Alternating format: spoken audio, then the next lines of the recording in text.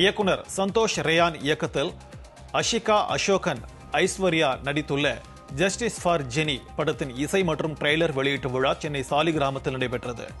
பரணி ஸ்டுடியோவில் நடைபெற்ற இந்த விழாவில் படக்குழுவினர் மற்றும் இயக்குனரும் நடிகருமான கே பாக்யராஜ், தயாரிப்பாளர்கள் JSK சதீஷ்குமார், போஸ் ஆகியோர் முதன்மை விருந்தினர்களாக கலந்து கொண்டனர்.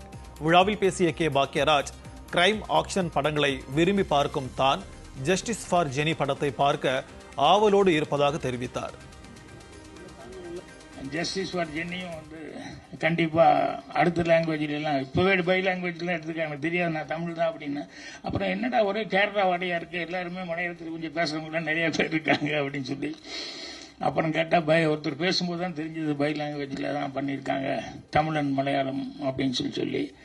ஸோ அதனால் அடுத்தது அடுத்த லாங்குவேஜுக்கெல்லாம் கூட இந்த படம் ரீமேக் ஆகி சக்ஸஸ்ஃபுல்லாக போகணும் அப்படின்னு சொல்லி என்னுடைய வாழ்த்துக்கள் தெரிவிச்சுக்கிறேன்.